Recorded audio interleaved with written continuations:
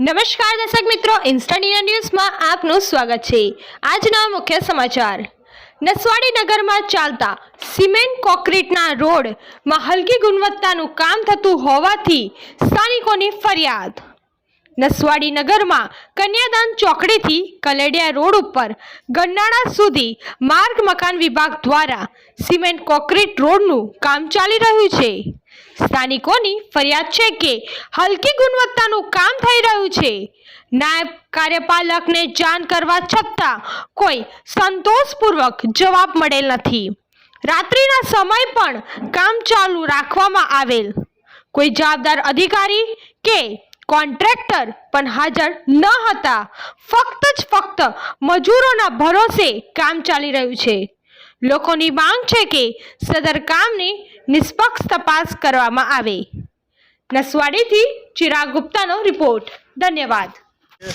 કોઈ જવાબદાર અધિકારી બી નથી, જવાબદાર કોન્ટ્રાક્ટરનો માણસ બી નથી અને આ જે કામ ચાલે છે તે રાતના ટાઈમે ચાલે છે અને બિલકુલ એના અંદર રેતીની જે કપચી વાપરવામાં આવે છે બિલકુલ તકલાદી હોય છે અને આ રોડ સરકારે આટલા બધા રૂપિયા નાખીને જો બનાવતી હોય 1.5 કરોડના ખર્ચે તો ઓછું સારી રીતે થાય, કારણ કે આ જે રોડ બને છે તેની ઉપર મોટા હાઈવા રેતી ભરેલા નીકળે છે। એટલે મારું તો કહેવું છે સરકારને કે આ રોડ સારી રીતે બનાવે અને સુપરવાઇઝરની દેખરેખમાં બને તો બહુ સારું છે।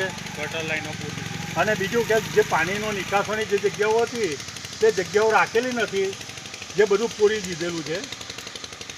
જે રીતે પ્રકાશભાઈ મિસ્ત્રીના ઘરની પાસેથી ગટર લાઈન હતી, પછી એક મારા ઘરની પાસે મોટી ગટર લાઈન નીકળે તે પૂરાઈ જાય છે તો પંચાયત સાફ કરવા 6 મહિના સુધી નથી આવતી અને જો આ રોડ ઊંચો થઈ ગયા પછી જો ગટર લાઈન પૂરાઈ જશે તો મારા ઘરોની આજુબાજુ જે શિવનગરની સોસાયટીના અંદર પાણી ભરાય અને રોગચાળો ફાટશે તો એનો જવાબદાર કોણ?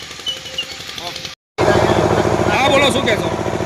આ રોડનું કામ ચાલી રહ્યું છે તેમાં ગટર લાઈન કાઢવામાં નથી આવી સૌથી પહેલાં અને આ રોડનું ખોદકામ કર્યા વગર કોઈ સફાઈ નથી ને રોડનું કામ તકલાદી થઈ રહ્યું છે।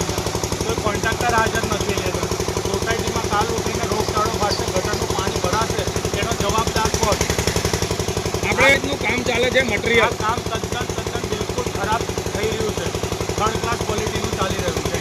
તમારી શું માંગણી છે? પાણી વાપરવામાં આવે